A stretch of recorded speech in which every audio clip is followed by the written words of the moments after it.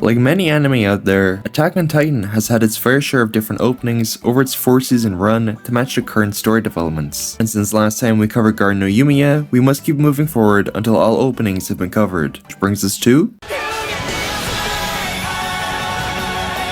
After the plugging of Wall Rose during the tail end of the Trust arc, the camera pans above Wall Rose to reveal the scouts embarking on the 57th exterior scouting mission, swiftly dividing into position, which is perfectly expressed through the drumroll-esque march Jiu no Tsubasa opens with. As we continue the pan upwards, our sights are aimed at the horizon, representing the unknown outcome of the scouts' mission to reach Shiganshina. A flock of birds fly by the camera towards a darkened sky, symbolizing the ensuing carnage caused by Annie's female titan. Of course, the birds flying by represent the freedom that the scouts fight ever so hard for. As the flock flies away, the camera gets closer to the ground, mimicking the scouts riding through Titan territory on horseback, as an overlay of a signal gun being fired into the air flashes by in time, with 2 green flares being set off in the background, signaling the success of the mission so far. However, as the camera passes through an abandoned village, the female Titan appears, lurking in the shadows of the nearby windmill, representing the mystery of the female Titan's true identity, which will be a running theme throughout this opening. As the camera swishes through the female Titan's hair, a soldier begins to ready their blade on horseback as an overlay of Eren begins to come into focus, while a soldier takes action using their ODM gear, hitting us with this admittedly really sick transition of a scout rushing through the ODM gear's gas. As the scout passes by a tree, they're taken off horseback, presumably killed during the female Titan's merciless rampage. However, if we line its location up with the show, we can presume that the soldier taken out is actually Dieter Ness, who is the second named scout to be slain by Annie in one of the most brutal ways possible.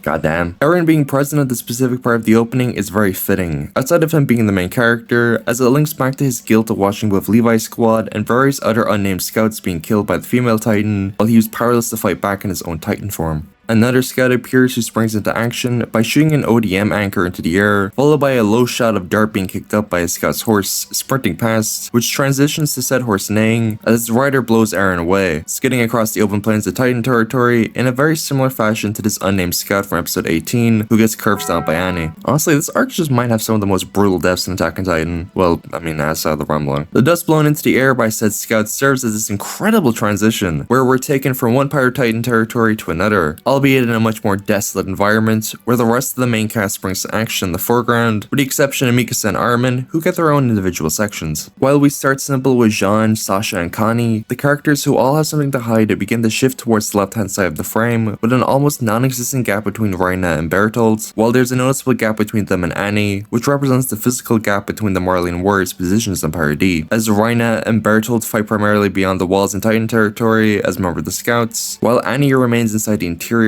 as a member of the military police. The placement of each set of characters could also be in reference to contents of each of their backstories, with Ymir and Historia being in the center of the frame due to them being allies to Eldia, even if Ymir did willingly give the job down to Marley, while Reina, Bertolt, and Annie are obviously hiding the fact they're not from Pirate D. However, if we pay close attention to the background, we can make out the silhouettes of Mikasa, possibly Connie, Sasha, Reina, Historia, Freckles, Ymir, Jean, 3 unidentifiable soldiers who could be Hanji, Levi, and Erwin, due to them appearing right before Eren in his lineup, as well as the body types of these indistinguishable soldiers in the opening having very similar builds to Hanji, Levi, and Erwin. As the camera moves closer to Annie, her gaze focuses on Eren before immediately being consumed by the dead landscape, foreshadowing their climactic battle in the season 1 finale, as well as her hesitation in carrying out her mission to the very end. A bloodied hand begins to flash on screen before revealing it reaching towards a droplet underwater, which could be symbolism for the link between Ymir and Eren, as it's revealed moments later in the opening that the droplet was Eren falling into a body of water, with Mikasa standing between these sequences. With the knowledge of the droplet being Eren falling underwater, this gives more evidence towards the theory being correct, as this scene is obviously referencing Ymir fusing with the hallucigenia, although with the bloodied hand at opening 2 being a stand-in for Ymir sharing her power with Eren. Mikasa standing between the sequences of the hand reaching towards the droplet and Eren lying in a body of water could refer to Mikasa being used as somewhat of a vessel by Ymir to break the 13-year curse, giving further evidence towards the Ymir symbolism not being a coincidence. Before the scene transitions from Eren lying in the pool of water, dead trees momentarily appear over his unconscious face, which symbolizes both death and loss, obvious strong themes of of Attack on Titan, particularly in this arc as mentioned before. We return inside the walls to a low angle point of view, facing out a window which is drenched by a splash of blood, most likely of a Titan, as Armin stands on a rooftop embracing the bloody rain, although with the sudden focus on the broken wall in the foreground, this could be interpreted as Armin embracing and coming to terms with the death and destruction witnessed during the Trost arc. Throughout Attack on Titan, walls are used as a symbol of confinement for Eldians. However, this broken wall would insinuate freedom gained by the party forces, at the cost of sacrificing their own, which is represented by the bloodstains on the wall. As the crimson rain continues to pour, the camera centers on Armin, with steam dissipating behind him as he leans forward. A seemingly endless number of lit candles appear before being blown out, with only one remaining to burn. The meaning behind the candles could be linked to intrusive thoughts entering Armin's mind during the heat of battle, with the remaining lit candle being a visual metaphor for Armin deciding on a plan of action. As darkness engulfs Armin's mind, an eye opens to transition the scene, most likely being Armin's mind's eye, although the feminine eyelashes and purple iris is very reminiscent of Frida Rice, but since this is still season 1, it wouldn't necessarily make sense, plus her manga debut wasn't until 2014, so this is most definitely just a coincidence, considering season 1 would have ended production sometime in 2012. After the eye opens, a bird sits atop a tree before its discarded feathers become red and blue sparks, possibly referring to the ensuing battle between Annie and Eren at the climax of season 1, as the red is used to represent danger, while blue represents freedom in fiction. Red, of course, being a stand-in for Annie's treacherous intentions, and blue being Eren's entire character. Following the dead tree, we witness a montage of Titan attacks, as well as our valiant main characters dedicating their hearts and souls to the cause. The way this building is utterly flattened and followed by the intense shadow in the next shot, we can assume that Annie and Eren are currently throwing down in their Titan forms as a scout waits on standby inside a nearby building. These presumptions are almost immediately proved correct, as we can see the reflection of the female Titan in the river flowing through Stohas. Again, the opening continues the trend of always coding the female Titan in shadow as not to reveal her shifter's identity, further bolstering the mystery of season 1 part 2. Oddly enough, a pure-blooded Titan appears, seemingly inside the walls, peering out of steam at a battle-ready scout, followed by a close-up of the Titan, presumably getting ready to eat that poor soul before it. Suddenly, the OP is assaulted by the Mexico filter from Breaking Bad, as a group of scouts get ready to engage in battle, with the camera capturing the scene from the inside of a ruined house, out in Titan territory, as in the following sequence, 2 scouts attack a pure-blooded Titan in the middle ground, while in the foreground, we see ODM gear swords standing in the ruins of presumably a village, or at least a singular house. Despite the background almost being completely covered in steam, you can kinda make out some Titans walking through the steam. Before we keep moving forward, let's rewind for a sec to take a better look at our main cast sliding by on screen, starting with Sasha,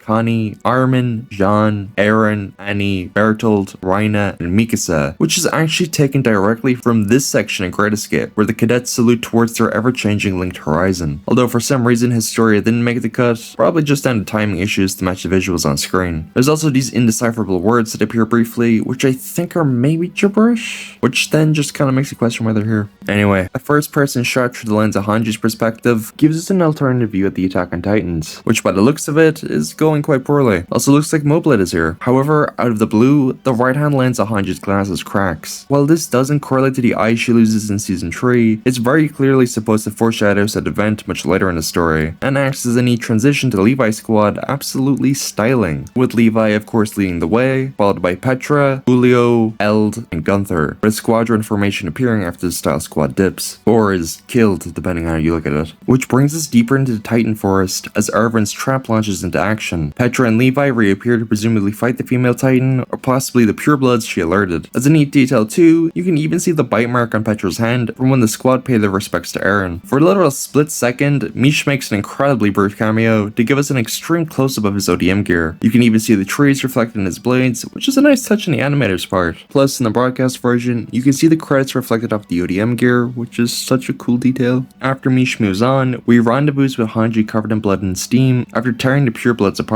She even gives a little smirk, which is extremely in character. Oddly enough, we pan up from a riderless horse as Levi strikes down from the heavens, with an extreme close-up of his eye as he seemingly kills the horse. Presumably, this is supposed to be Levi striking Annie, as his extreme close-up looks more dead inside than usual, most likely after coming across the corpses of his squadron. The riderless horse could act as a metaphor for Annie being practically invisible to the scouts. The only questionable aspect of this, however, is that Annie doesn't ride on horseback, like, at all during this arc, so it's presumably either creative liberty on the opening's part, or it's supposed to act as a misdirect at Levi also being a possible traitor. Although that's not even once hinted at during this arc, so IDK. After Levi digs into the viewer, Erwin appears from the darkness, presumably in front of either the gate section of Wall Rose or in his bedroom based on the brick pattern behind him. This exact shot of Erwin will become incredibly important later on, but for now, we approach Eren from behind with a specific focus on the Wings of Freedom emblem proudly worn by the scouts as two birds fly high into the sky. Obviously, this is supposed to relate back to Eren being the #1 Freedom Stan. Also, judging by the steam and Eren's position on the wall, this seems to be a direct parallel to the Colossal Titan's appearance in Trust, although with Eren facing outwards from the wall in the hopes of reclaiming Wall Maria. After the Wings of Freedom fly away, the female Titan appears to be steaming either in front of a rising or setting sun, presumably being either Annie's initial transformation during the Scouts expedition or healing after failing to secure Eren, who appears in a blinding light with Mikasa and Armin distant in the foreground. Considering the following sequence shows Eren transforming in Stohes, this is presumably Eren recounting Armin's speech of rising above monsters. To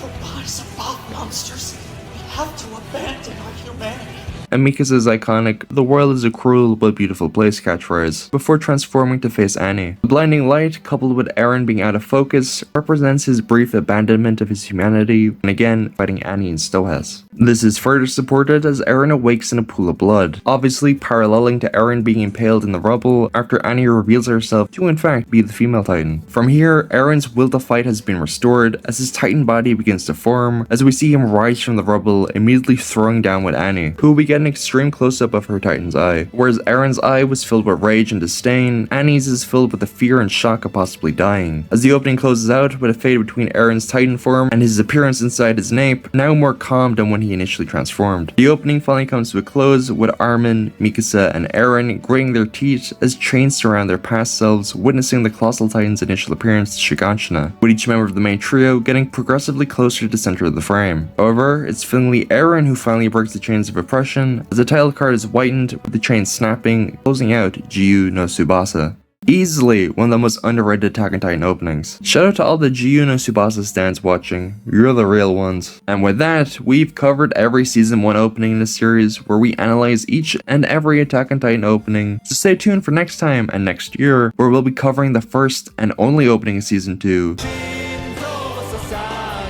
But before we leave, I wanted to give a massive thank you for the overwhelming support over this past year. Not only did we get monetized, but are quickly approaching 2,000 subscribers, which while admittedly small, is simply incredible. From the bottom of my heart, thank you so much for making this past year so enjoyable. Despite the fucking impeccable highs and soul-crushing lows, I will never forgive you motherfuckers for not watching the Final Fantasy VII Remake overview. But in all seriousness, I can't thank you enough. Well, I don't have a concrete video schedule for 2025. Jesus Christ, where'd the years go? I'm still hoping to continue the monthly upload schedule with weekly shorts on the side to make some easy money. Please support the slop. In terms of video topics, I'm hoping to start a new series called Arc by Arc, where I review shows arc by arc. On the topic, I also hope to pump out at least one Chainsaw Man video whenever the Rise movie or season 2 drops. And in general, I'm gonna try to branch out the shows and movies I cover next year, instead of like the same 3 franchises for like an entire year. Don't worry though, the Attack on Titan videos aren't going anywhere. I think I'd die without yapping about this beautiful series. I'm also hoping to do a Dragon Ball Super retrospective in July for the 10th anniversary. And for you Star Wars viewers out there, yeah, I'm sorry, the Clone Wars retrospect is on an indefinite hiatus for the foreseeable future, as I just don't really have the enthusiasm to make Star Wars videos anymore. I don't know. Maybe when Andor Season 2 comes out, but that'll probably be it for a decent while. In brighter news, and back to the topic video 2. I'm planning to cover most of the openings next year, and by most, I mean end of the year covering opening 5. Trust me, it's going to have a huge payoff in 2026. You'll just have to be patient. It'll be worth it. I promise. And hope. God, I've been yapping for a bit, haven't I? Well, have a Merry Christmas, Happy New Year, and all the rest. Until next time, see ya.